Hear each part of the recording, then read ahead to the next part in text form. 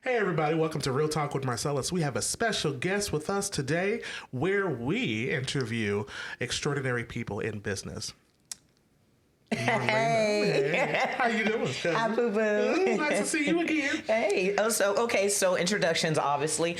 My name is Marlena Freeman. I am a IFBB pro bodybuilder.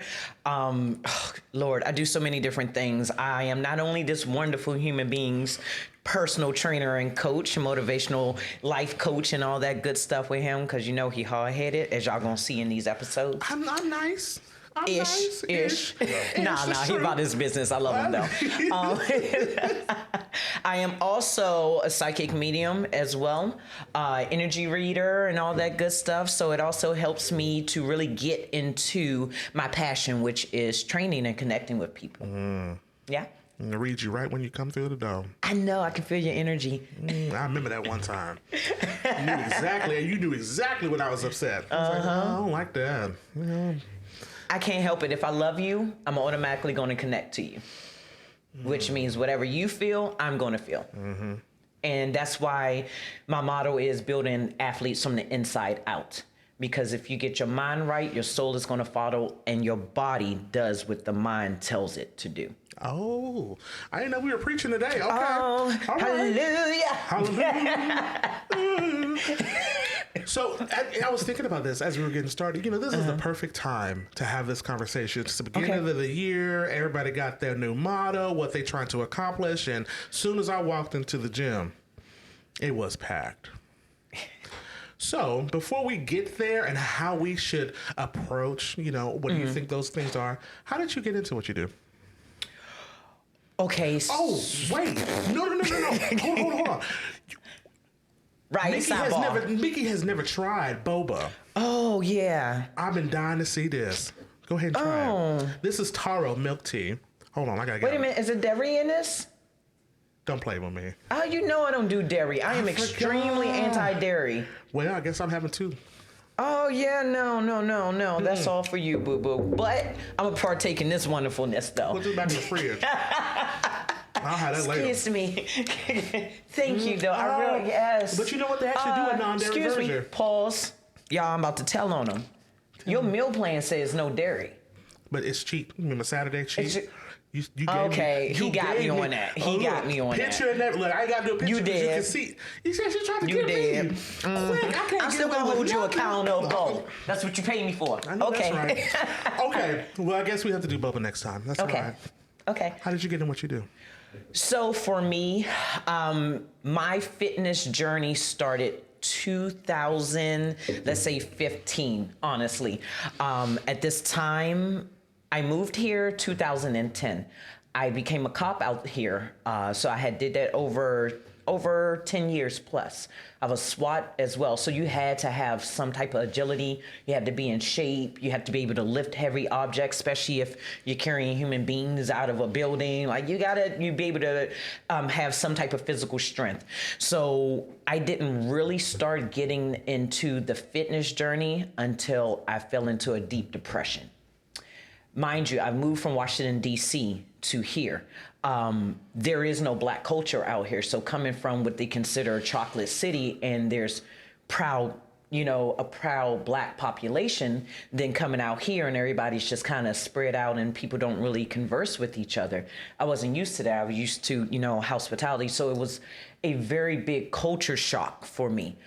So again, I went into depression. On top of that, working inside a prison system, you're in there with every demonic entity possible. And if you're not sound mentally and in here, it'll eat you alive. So this is why a lot of cops are dirty.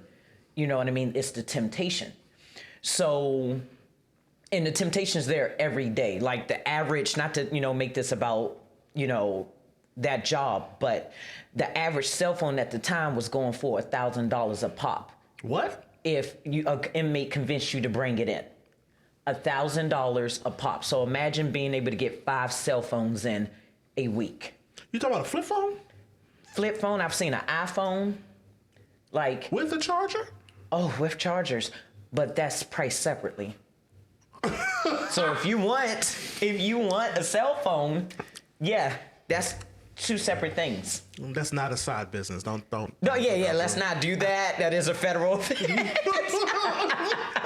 I'm not trying to teach y'all none. No side hustles. No, all legit. All legit. Multiple income streams. I am not promoting this. Is not one of them. Okay, so I could. Real stuff though, real. But I went in, like I said, into a deep depression. I'm out here by myself. So no kids, no husband, nothing like that, no boyfriend. And then the black men weren't interested in the black women. It was only the white men or the Hispanic men. And at the time, I had never dated outside my culture. You know, I'm black and Japanese, but at the same time, I mean, I'm black. I came from Washington, D.C., like that, it's a black movement there.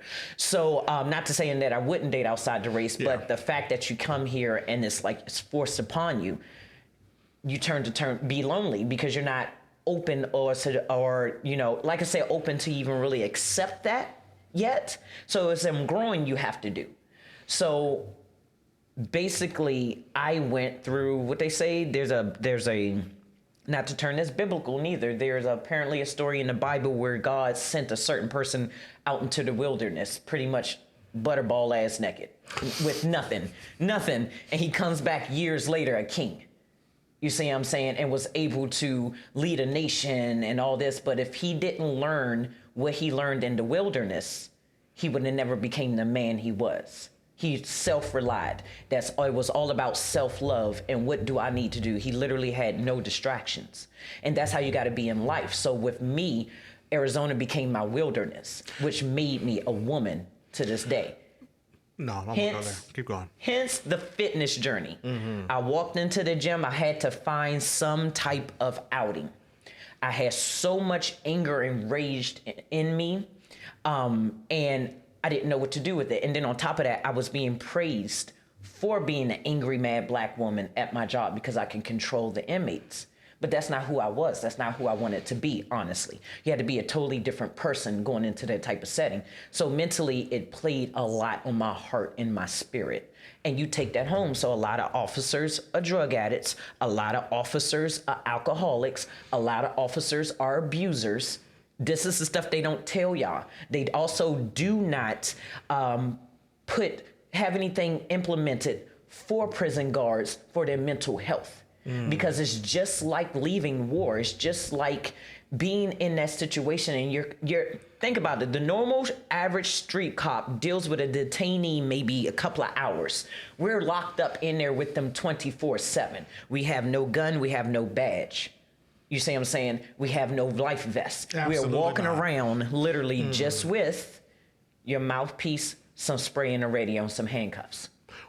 You know what? So we talk about corporate America. Right. We get to come home. I get to leave my stuff and my laptop and get to clock out, and we have some form of release. Exactly. We don't. We come right back. Oh no. So fitness. This is where fitness came in for me. For my thing was I was the only black female on a 30-man SWAT team, basically. And I was determined I wasn't going to be the weak link because I'm a woman. Uh-oh. So I remember at one point I couldn't do a pull-up to save my life. I can barely do 20 push-ups. And I was so angry because I'm like, I'd be damned if these men, now mind you, my mindset was a little messed up because of the mental abuse I had just endured. So when it came to men, I was always determined to be better than a man. Not better than a woman, to me at the time, men were my ops. So I went to the gym and I went hardcore. And I'm talking, I look over and see a man benching something, I'm gonna double his number and embarrass him. It was personal for me at first. Really? Until I started looking at it as a way out. And I relied on it a lot. So I was in the gym 24/7, but then I became addicted to it. Too much of a good thing is a bad thing as well. You have to have balance. So fast forwarding, here it is 6-7 years later, and now I become this professional bodybuilder. But bodybuilding showed me so much discipline, not just in the gym, but in everyday life if you do it right. I literally recently took off 3.5 months, no working out, no dieting, nothing. I did exactly what my body wanted to do. I got it out my system. So if I wanted to sleep, guess what I did? I slept. If I didn't feel like going to work, guess what I did? I called out of work. I listened to my internal self. And by doing that, I grounded myself. Nobody will ever tell you that in business. To take, wow. I took 3.5 months off, no working out. Literally, this week that just passed was the first week I've worked out, honestly, since September 19th. Stop lying. Yes. So to bring it back, I went through a bad breakup. Yeah. And I had to get myself back aligned. And I knew the best way to do that for people like me, because I am a psychic medium and I do deal with y'all. And sorry, I don't want to say deal with y'all, because the fact I'm very big on words. Words are very powerful. Okay. I don't deal with y'all. I appreciate y'all. I look forward to seeing y'all, because if my cup isn't full, I can't pour into y'all. So you're never supposed to pour from. If your cup is this length, you're not supposed to be giving. You need to fill this up, and all the overflow, then you distribute out to the right people that deserve it, if that makes sense. That makes sense. So that's why I tell you, I build athletes from the inside out. All my athletes that I have with me right now are some of the most spectacular people I've ever met in my life. Like Miss Martha, she just overcame breast cancer. With me, she's lost at least over 150 to 200 pounds. So now all she has is literally hanging skin. Miss Martha got so ready to just be, she came in with bone-on-bone knees, and she lost all that weight. I was still able to get her to lose this weight. What you call it? Bone-on-bone knees. She had no cartilage in her knees. Oh my. Miss Martha was damn near walking on a cane when I first met her. Now Miss Martha is damn near, I have to tell her to stop jumping, because she will take off running and will jump. Miss Martha also just overcame breast cancer, and I was by her side every step of the way. You see what I'm saying? So I was able to help these people and bring their spirit up and help them clear out their chakras and really understand life once my cup was full. So this really isn't work for you. No, it's life's work. Wow. It's life's work. All my people, the least amount of time that someone's been with me has been probably about 6-7 months. But everybody else is 2 to 3 years in with me. It's a total of about 15 people now. Sorry, I know you're lying. Say, I missed that. I didn't hear that right. Say that again. My clientele that I have with me currently, up to 15 people. Yeah. And they've been with me. The minimum time has been 6 to 7 months. That's a newer person. Yeah. But everybody else is 2 to 3 years in. Wow. Wow. Yes. You met my goddaughter. I call her Banana, but her name is Chris. Look, I love her already. When I got her, she was about 350. And Banana, not her. That's the one you met. She was 350. She was 350. I know you're lying.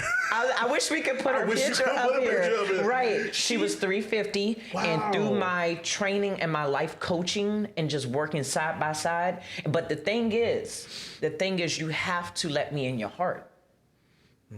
If you put up a wall and you keep me at a distance, it's not going to work. But once you feel that I'm a genuine person, your defenses come down and I'm able to talk to you. So if you're doing some shenanigans you ain't got no business doing, guess what I'm gonna do? I'm gonna get in that ass. I don't care who you are. I don't care how much money you make. You can be the Pope. You think I won't give it to him too? What you gonna do? He can't beat me. I know you can't beat me up. You can be upset. What you gonna do? You can be mad, but you can't fight me. Literally, that's my motto for everything now. It is what it is. She said you can't beat me. Yeah. You can cuss me out. You can do whatever you want. But let's not forget, I'm a whole MMA fighter. I showed him some pressure points. Yeah, we didn't talk. And I'm still fifth. I still feel that nose as she did. Want to circle back to the MMA fighting. Okay, I don't think they circle know back. That. But then I want to hit some chocolate points, some little pressure points, things that you talk about. You want to try them olives? I'm gonna try one of these olives because I ain't never had no stuff. Oh, they got it in foil too. Some kind of fat. If I get this on this hoodie, I'm gonna be so upset. I'm always hungry, so. Ooh, that's good. It's good. Oh, you got strawberry. I'm gonna get it too, though. You gotta try one of these macaroons. Okay, so I went to Italy and tried macaroons over there. Oh, okay. I did get these from AJ's. No free advertising. Oh, well, they're probably still going to be good then. AJ's is really good with their pastries. I am a secret 350-pound girl in here. I'm trying to tell y'all, don't get it twisted. I would eat your food, my food, some of his food. Like real, my whole plate would be done. Crew food? Oh, I eat. I know that's right. I eat. That's one thing. What's your favorite restaurant? Favorite restaurant? Right now, I know if you like me, mine changes every month. It does. Mine changes constantly. You know what? No free advertisement. Oh, well, I want to know. I'll tell you off air. Freeze camera. Cut this out. Actually, no. You know what? Run that back. Actually, I am going to give them an advertisement, and I'm going to give them a shout out. Sugar Jam. I have met Sugar Jam. I have met the owner. She is a beautiful black woman who used to be a baker, and she took her love for pastries and put it into fine dining. Listen when I tell you, everything we tried was on point. Stop. We stayed at that restaurant. This is the first place that I've come to in Arizona that had a culture vibe. I felt like I was back home in DC. The first time out of 12 years that I've ever gone anywhere in this state that I walked in, the music was on point, and it was an array of people, but 90% black, and it was all the blacks that you can tell that's from the other states. It was one big vibe in there. You could tell Texas was in there. You could tell St. Louis was in there. You can tell DC was in there. New York, like it was a vibe. Oh, I'm going. Where is it at? Is it in Chandler? It is somewhere in Scottsdale, but I just know it was a 30-minute drive from our house. That sounds like North Scottsdale. Yeah, North is Scottsdale. Is it sugar or sugar? SUGAR? We'll put it in the thing. Yeah, I think it's with an R at the end. Okay. Sugar Jam. Oh, I'm going. Oh, yes. Where's she going? And if I'm not mistaken, if y'all see the interview, correct me if I'm wrong, I think she's from Chicago. Might be. I don't know. Something like that. We'll see. Yeah, something like that. Yes. All right, I'm going to taste one of these now. I forgot where we were talking about food.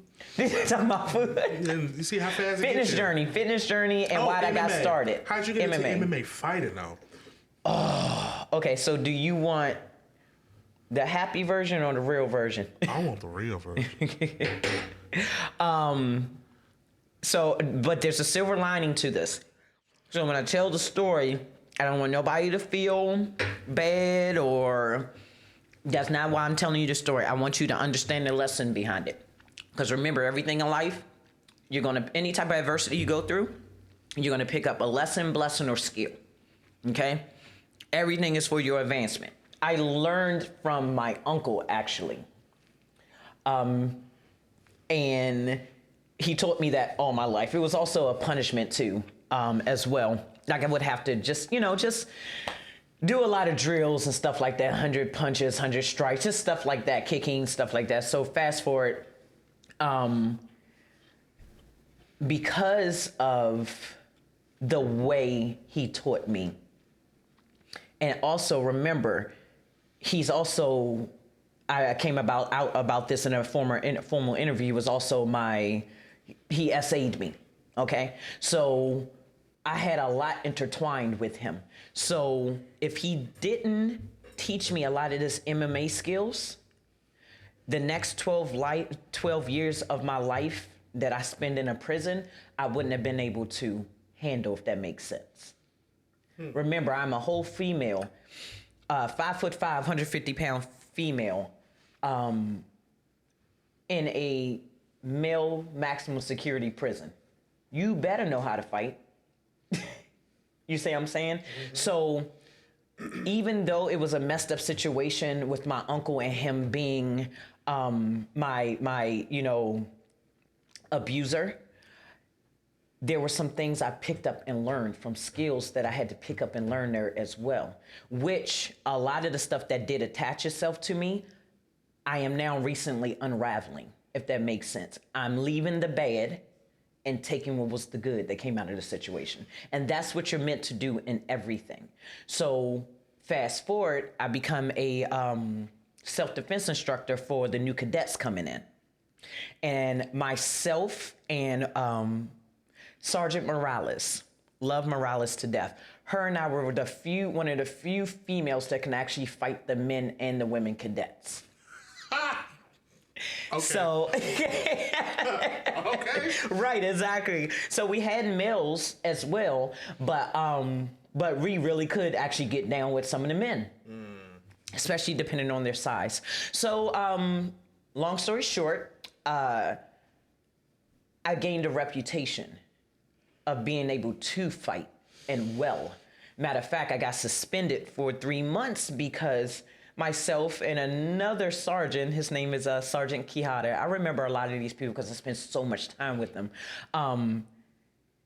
We got suspended because I broke 3 of the cadets' ribs and he broke his collarbone. I know that's a sidebar, but the point of this story. What was that's the problem? Did you have beef with these people? No, I was attacked first. Look, don't put your hands on me. Yes, I was attacked first. Now there are certain techniques that we teach that is warranted and legally taught. So now, of course, when you're in a situation and you're getting jumped, you're going to go back to what you know as far as streetwise. So with that being said, I happened to walk in and take this fight for a brother of mine. His name is Cervantes, sorry. Gilbert Cervantes. Officer, well, he's a sergeant now. I think he's gone. Doesn't matter. Anyway, so fast forward. He says, sis, can you take this fight? I'm tired. And I had not been training with this particular academy because we rotate out. It was only 6 to 7 of us. Yeah. So imagine 30-man academies, you're always gone all the time. So they still needed us on shift. So with that being said, he delivered a strike to me that was not warranted and or authorized. He started elbowing me in my head.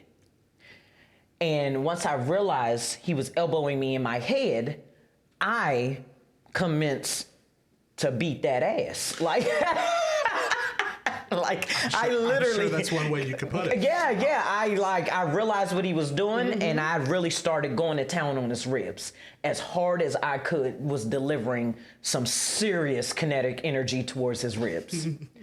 And long story short, we got suspended because the warden felt like it was counterproductive. You know, we're supposed to be giving them. So it's putting someone's elbow to their head. I know, but that's a whole nother story for another day. He didn't even take that into consideration. Because he knew that you had a reputation. Yes. Oh well. I bet he won't do that again. There you go. So he wanted to test it, and guess what happened? He got tested. Like, I wasn't the one nor the two. So I had gained this reputation. Yeah. And I remember I was actually starting to start my MMA training all over again. Like, I was like, you know what? I'm going to prepare for the pros. I want to go to the octagon. I want to fight. And my aunt had seen a video of me sparring with somebody, sparring with a cadet or sparring with somebody in the gym. Like, a guy jumped on me and I flipped him over and got to going to town on him. But we were wrestling. And I get a call and she's like, you better not do it. And I said, do what? And she goes, I know you. She said, you already got tattoos. I don't like your tattoos. I don't like your motorcycle. I don't like you moved all the way to Arizona. And I do not like that you are a cop in a prison. She said, no matter how much money you're making. She said, I can't watch you on TV fighting. She said, even though I know you will be good at what you do, she said, I can't watch you fight. And I never went pro because of that. She said, can you have a little bit respect for me? Wow. And I said, I guess I won't be an MMA fighter. So secretly, I train secretly on the side. I just don't, broadcast or anything, but I still get into it when I want to. You know what I mean? And I love it. I love it.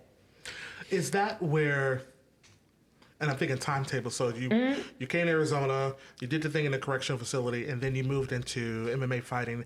When did you start doing bodybuilding, and you ended up getting and we haven't discussed this yet, your IFBB, I don't Pro know what status. A, B, C, D, E, F, G. First of all, I don't know what it you're not stands going to for. disrespect my title. I know it's not in the field that I'm in. You know, we want to talk about supply chain, international movement, corporate, how to navigate. I got you. This is a whole new world for me, but it's interesting because I don't know anything about it, but I know that it's a big deal. It is. It is. Explain to me and everybody else, what Okay, so let's start with the title first. Okay. So IFBB Pro is the International Federation of Bodybuilding. That is a whole corporation that oversees the whole entire bodybuilding. That's the parent company, okay? To gain your IFBB Pro status is almost like one in every 10,000. Like the amount of money you put out just to get to this status, you gotta thank your trainer. Because everybody has a coach. Like, don't think you're just going to train yourself in being a bodybuilder. It doesn't work like that. There's literally a science to it. I've gone through 5 bodybuilding coaches. I am now on my 5th now. That's another thing. If you don't be afraid, if something doesn't suit you, something doesn't sit in your spirit, something doesn't feel right, question it, speak up, because not speaking up can lead into something 10 times worse that you don't want. People bodies getting messed up, heart failure. There's a woman now that's on life support because she was with the wrong bodybuilding coach pretty much. And now if the last thing I read, she's like a vegetable. Oh. Right, because they're giving, this is what give bodybuilding a bad name, because you have these terrible coaches who are sleeping with all their competitors. You have them putting them on, obviously, things that people aren't supposed to be doing, and just kind of just being lab rats with these people. And a trainer or a coach is just like picking a doctor, picking a dentist, picking a hairstylist, a barber. You become very close to that person and you trust them, so you tend to listen to them. Mm-hmm. And a lot of people have taken advantage of that in the bodybuilding world. As far as, picking coaches. So I had to go through a couple of them in order to find my right niche. And I finally found a professional coach that is on point. You know what I mean? This person has boundaries. This person is extremely professional, not inappropriate, just listen, this is money. I care about you as a person and your mental well-being. And he also teaches about balance. So automatically I knew that resonated with me. So fast forward, I'm going through all these coaches. And I finally found a coach that got me to my IFBB Pro status. So again, like I said, to double back, the shows are not cheap at all. The shows aren't cheap. So you have the regional level, where it's just going to be your everyday shows here in town, smaller promoters, stuff like that. Then you have your national level shows. This is where you'll gain the IFBB Pro status. But you're going against people all over the world. That's why I said it's so big. It's a very very slim chance to get it, because it also depends on who shows up there too. Some people might have more muscle than you. Some people might be more conditioned, and conditioning means they have extremely dense muscle that you can see. They're not lacking. Like, you can really see all the definition through and through. There is damn near zero body fat on you. You see what I'm saying? The category that I'm in is wellness, and it's literally like a beauty pageant. You have to be pretty to be a wellness IFBB Pro girl. I'm just being real with you, because it is a pageant. Yeah. It is a pageant, and they want beautiful muscle. They want symmetry. They don't want you to come out looking big and clunky and looking like you about to transform. Like, they don't want that anymore. Yeah. Because at one point bodybuilding was taboo. And it's almost like the red-headed stepchild of the fitness world or the athletic world. You see what I'm saying? Because we put in just as much hours, if not more, than athletes. Like, this is a 24/7. We live, breathe, eat, sleep bodybuilding. So I'll walk you through a typical day for me last year. I was in preparation for shows for a year and a half. Okay? A year and a half. My day would start Monday through Friday. I would get up at 1 a.m. I would do 2 hours of fasted cardio. You said 1 a.m.? Absolutely not, but go ahead. 2 hours of fasted cardio. 2 hours. I would get home around 3-ish, and I would start preparing for my day. My first client is at 4:30 a.m. My next set of clients are at 5. Then the next set of clients are at about 5:30, 6 o'clock. Then I'm done for the morning. I have a very small window of the clients that I take in the morning time because I'm very particular about who I want to spend my morning with because that sets the tone for the rest of the day. You see what I'm saying? That energy does. So I'm very selective of what clients I allow in the morning. That's just being real. Healthy boundaries. You see what I'm saying? Because I love what I do, but what you're not going to do is run me into the ground either. Balance. So I finish about 7, let's say 7. And down from 7 to 11, there's another hour of cardio I got to do. On top of, I go eat my food. Oh, okay. I eat my food in between. Oh, I forgot. Yes, you do have food every 2 hours. I did eat once I got home after the fasted cardio. And that consisted of a shake. And that's just almonds, spinach, blueberries, oatmeal, collagen.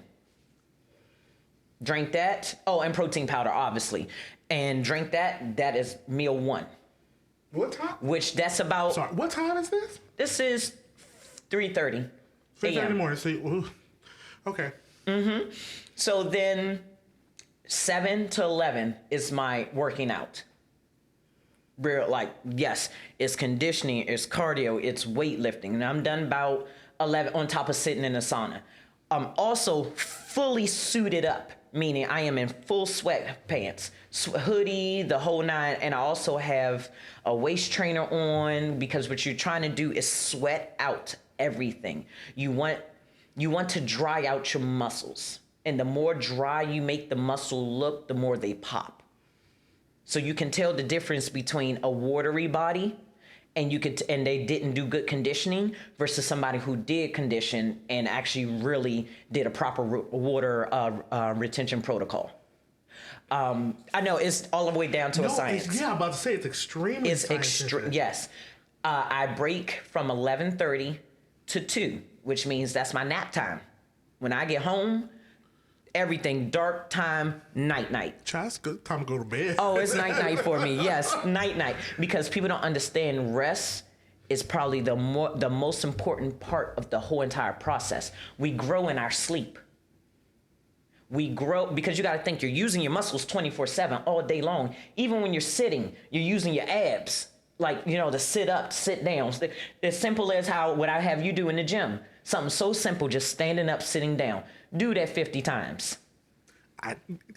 You'll be like, wait, what? Something so simple. Why I can't walk to my car? Right, exactly. So you're constantly using your muscles. You see what I'm saying? Yeah. So once you power down, you power the machine down, you go to sleep.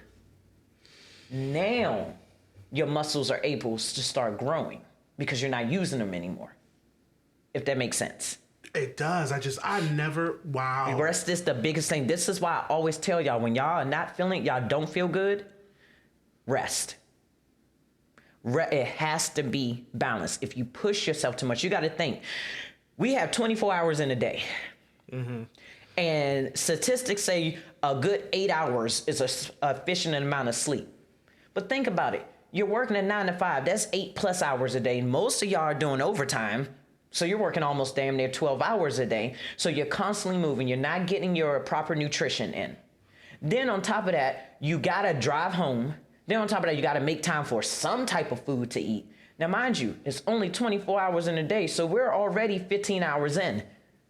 You see what I'm saying? Now, you only got a couple more hours to watch TV or power down.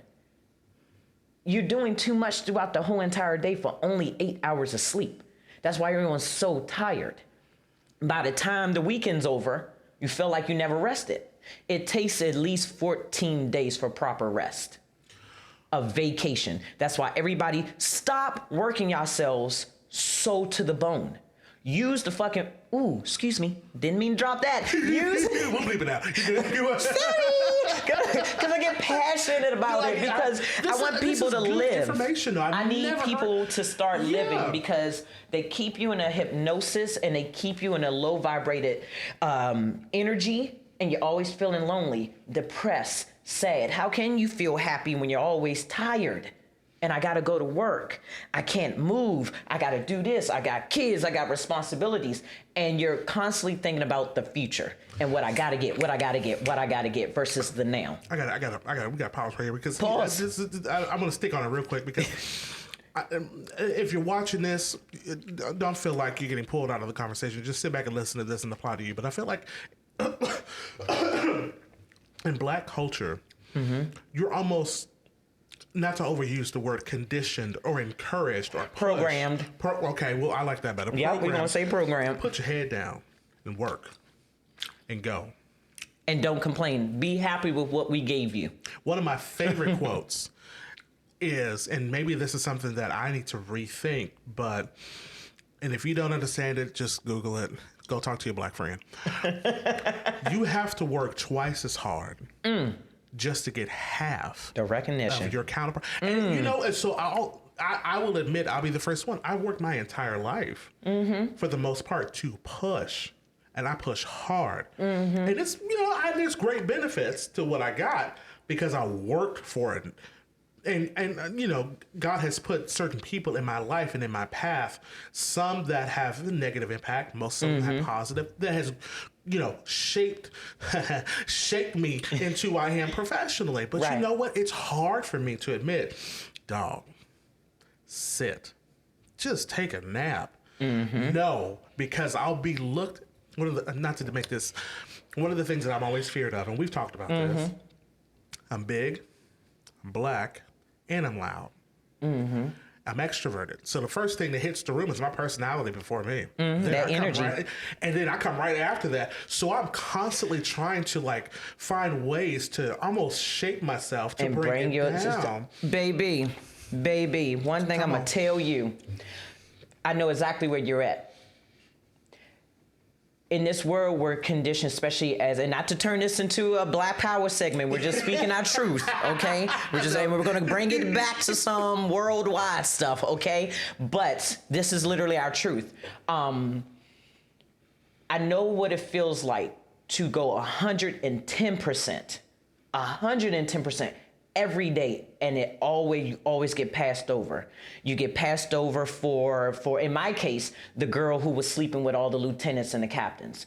In my case, the good old boy system, because you the cousin of the warden, but yet you one of the worst officers, and you kick off more inmates about to stab you than anything. And what my black tail got to go do? Come in and save you every time. Me as a Black woman in Arizona, I had to learn my worth and learn it fast because one, being here in Arizona, it's the vibe of some of the people here, it's very mundane, very podunk, very not, what's the word I'm looking for? A lot of microaggressions, but they're very, what is the word I'm looking for? Cold, very disconnected, very they will not recognize you at all. They're not going to speak. And every time someone has spoken to me, it's usually someone that's not from here. Being honest, especially if it's a Black person. Yeah. That's how you can tell the Arizona Blacks from the out-of-state Blacks. But to get back on topic, and I remember at times where it poured over into my social life, where I would dress a certain way because I just want the girls to like me. I didn't, because I'll end up taking up all the attention. That's just being real. And you would hear stuff like, she thinks she cute. And now, in hindsight, these people know what you are before you do. It's just, God is waiting for you, and I'm not about to turn this biblical neither, but God is waiting for you to recognize your potential. Because it's already there. It's just we've been conditioned, especially as a people, we're always going to be less than. But we still want you to try, though. We still want you to give us all your energy. We still want to, come up with the next trend so we can make the Kardashians say it's theirs. Ooh, we gonna go there, okay? Listen, I'm a realist. I'm gonna be a realist any day of the week. Yeah. Because that's what's wrong. So many people don't speak what's on their heart. Listen, one thing I've learned in this journey, in this fitness journey, as well as my spiritual journey, I'm always authentically be myself. And if my light irritates you, that means my light is irritating your demons. I'm going to shine because I don't need them demons around me. Goodbye. She said what she said. I said what I said. Healthy boundaries, like healthy boundaries. You have to have healthy boundaries because what I'm no longer going to do, and anybody else that's watching this, what y'all no longer going to do is dim your light to make somebody else feel comfortable because that person is insecure. That's a them problem. Right? You know your niche, even down to the cameraman. He's good. The cameraman is good at what he does. But he not going to dim down his skill to make the competitor feel good about themselves. Level up. Right? And he minding his own business and getting his bag. That's the name of the game. Mind your business. Pay attention to the business that pays you. Period. Everyone's so in everybody else's lane and comparing. And why this person don't have that, that's what breeds that hate, that greed, that envy. And at the end of the day, none of that stuff matters. Because when you die in butt naked, technically. You came in here butt naked, you dying butt naked. When you disintegrate in that ground, first thing that's gonna go, like, is your skin, your clothes. Like, come on now. Your nails keep growing, your ears keep growing after a while. But at the end of the day, you can't take none of it with you. Because that's why it doesn't matter. What you've done in this lifetime is what goes with you. What legacy you leave behind is what matters. What was your carbon blueprint that you left on this earth? And until you realize that, like, you're always going to be lost. Always going to be lost. So I say to everyone, do not dim your light. I don't care if it's for your mother that's a narcissist. I don't care if it's your dad that's a narcissist, your sisters, your brothers, your bosses. Stay sharp. Know who you are as a person. And you'll start attracting the people that's supposed to be around you. In this journey, I didn't lose anybody. They exited my play because it's my show. I dictate who's going to be in it now. I'm the star, and I'm going to dress like the star from now on. I'm going to speak like the star from now on, but I also understand the importance of balance, of silence too. So you'll have days where I am so talkative, and then you'll have days where I don't say not 2 words because I'm being observant. I'm listening, and I'm not just observing here. I'm observing here. So I'm listening and feeling your heart out and where you are. That's how I connect with a lot of my clients. I stop, I feel, I look, I listen. Then I start going in on them. Why did you do that yesterday? What did I do? You know what you did yesterday. And they'll look up at me and be like, how do you know? Because I can feel it on you. I can feel the guilt on you. My psychic senses, I can smell when someone's lying to me. It's a chemical imbalance. Y'all don't understand how powerful the body is. It's literally a chemical imbalance that happens when you're about to tell a lie, when you're happy, when you're sad, when you're menstruating, because men and women do menstruate. Y'all go through cycles too. It's just we're able to release, but y'all aren't. That's almost a sad thing for y'all. Well, thank you. Yeah, it's just because it's bottled up. It's bottled up. We get to release. When we're on our menstruals, it's actually a holy time for us. We've took in so much negativity. Women, especially Black women, we are alchemists. We are transmuters of energy. That's why we're able to take so many blows and still stand. And what do? We transform it and turn it into something positive. All my pain I've gone through in my life. Look where I'm standing right now. I'm turning my pain, I'm talking about it, I'm letting people know these are the mistakes I made. If I can talk and let you know, hey, you might not want to go left because I went left and this is what happened to me. If one person is affected by my words, then I won. What is, I'm going to ask you twofold. Come on. What is I got to make sure I keep conscious of time. Okay. No, we got 50 minutes. What is the saddest moment that you think that you have in your life? But what is also the happiest time that you ever had in your life? When I outed my uncle. Wow. That was probably one of the saddest moments, but one of the most liberating moments of my life. Even after I spoke about it in an interview, and of course my family's in an uproar. My family's in an uproar. But what people don't know, and I'm not gonna be quiet, I'm not protecting nobody no more. What people don't know is 2 to 3 days before that interview dropped, which this interview dropped almost a month ago, but 2 to 3 days before the interview dropped, I was speaking to my guardian, which, I'm adopted. I was speaking to my female guardian about the current situation of the breakup I was in.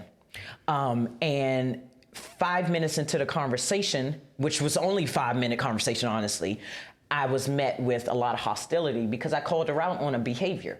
She told me a story one way, and I said, well, let's not forget you ended it with X, Y, and Z. She got so angry that she's never heard me speak up to her before. And I wasn't mean or nasty. I just kindly reminded her that you said you're going to be just like your crackhead mom at the age of 14. She didn't like that mirror. And she snapped on me so fast. She goes, I am sorry you got stuck with us and you are no longer a part of my life. And all because I kindly reminded her of something she said to me in my past. And then that's when I had an epiphany, though. One of my psychic readers, she spoke to me. She goes, you are a narcissist enabler. And I said, where did I learn that at? I don't know. How am I this? And I literally just couldn't fathom that thought until that conversation happened with her. My uncle is a narcissist. Everyone loves my uncle that's married in. Everyone loves him. He's this, he's community, he's this, he's a wonderful human being. He can never do this. That's how most narcissists are. They create a grand lifestyle that they're so wholesome, so good, but you'll never fathom that Bill Cosby had over 80 victims. So you telling me all 80 of them are lying? All of them? Sorry, I be laughing. I mean, just let's be real. All of them? 1, 2, 3, 4, This is now 20, 40, 60, 70. There's like 80 women later type stuff. So when she said this to me, I remember sitting there and I instantly started crying. I said, so it's easier for you to dismiss me out of your life than you to face your own mirror? I said, you never loved me. And she hung the phone up on me. 2 days later, that interview dropped. Oh. So if the interview dropped 2 days prior, I would have felt bad about outing my uncle. You see what I'm saying? Yep. But because she chose to tell me I am no longer a part of her life, I no longer have loyalty to you. I have loyalty to me now. And guess what I'm not going to do? Be quiet anymore. Because 1 in every 3 people are going through some type of sexual assault, sexual abuse, whether it's male or female. Literally 1 in every 3 people. Male or female. And that type of energy really messes up the innocence of a child. It really puts you on a whole separate course. Ask a lot of prostitutes. Ask a lot of strippers. Not all, but ask them. I guarantee most of them people are going to end up saying they were SA'd at some point.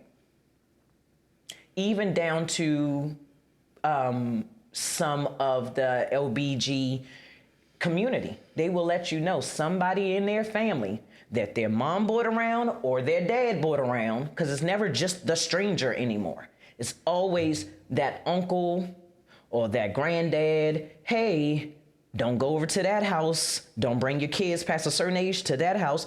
Or you need to be fully clothed when Uncle so-and-so comes around. You see what I'm saying? So it's, again, another conditioning system.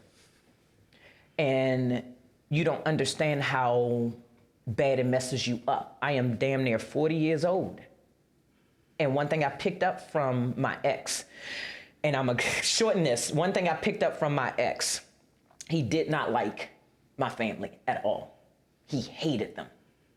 And he straight up told I went to introduce my aunt to him, and I introduced her as my mom. He goes, whose mom? Your mother is dead. Oh.